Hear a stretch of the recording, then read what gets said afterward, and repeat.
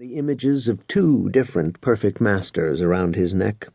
Out of devotion to the second of these, he entered an ashram in Berkeley, where he nearly died of undiagnosed hepatitis. By the time Pete finished paying the medical bills, Donald had become a Christian. He drifted from church to church, then joined a Pentecostal community that met somewhere in the Mission District to sing in tongues and swap prophecies. Pete couldn't make sense of it. The parents were both dead, but while they were alive, neither of them had found it necessary to believe that gods and devils were personally interested in securing their company for all eternity. They managed to be decent people without making fools of themselves, and Pete had the same ambition. He thought the whole thing was an excuse for Donald to take himself seriously. The trouble was that Donald couldn't content himself with worrying about his own soul. He had to worry about everyone else's, and especially Pete's.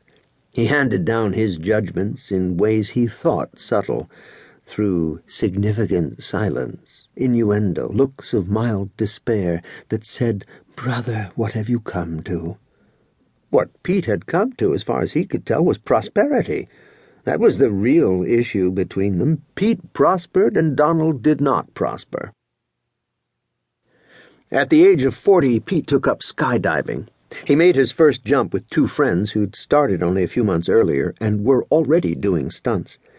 Pete would never use the word mystical, but that was how he felt about the experience. Later, he made the mistake of describing it to Donald, who kept asking how much it cost, and then acted appalled when Pete told him. "At least I'm trying something new," Pete said. "At least I'm breaking the pattern." Not long after that conversation, Donald also broke the pattern by moving to a farm outside Paso Robles. The farm was owned by several members of Donald's community, who'd bought it with the idea of forming a family of faith. That was how Donald explained it in the first letter he sent. Every week, Pete heard how happy Donald was, how in the Lord. He told Pete they were all praying for him, he and the rest of Pete's brothers and sisters on the farm. "I only have one brother," Pete wanted to answer, "and that's enough." But he kept this thought to himself. In November, the letters stopped. Pete didn't worry about this at first, but when he called at Thanksgiving, Donald was grim. He tried to sound upbeat, but didn't try hard enough to make it convincing. "Now, listen," Pete said. "You don't have to stay in that place if you don't want to." "I'll be all right," Donald answered. "That's not the point. Being all right is not the point. If you don't like what's going on up there, then get out." "I'm all right," Donald said again, more firmly. "I'm doing fine." But he called Pete a week later and said that he was quitting the farm. When Pete asked him where he intended to go, Donald admitted that he had no plan. His car had been repossessed just before he left the city, and he was flat broke. "I guess you'll have to stay with us," Pete said. Donald put up a show of resistance, then he gave in. "Just until I get my feet on the ground." "Right," Pete said. "Check out your options."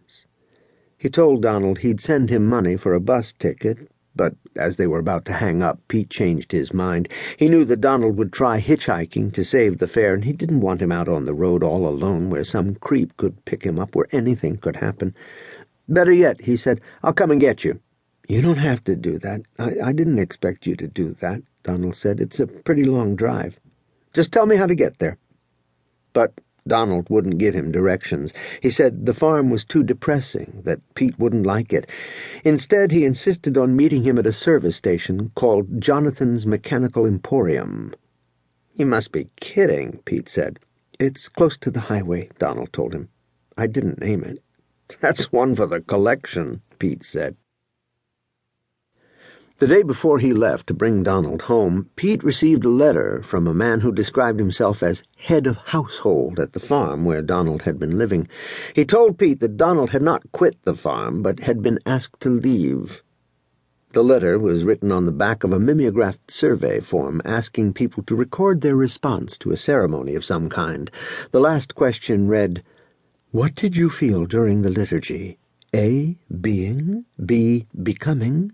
C. Being and becoming. D. None of the above. E. All of the above." Pete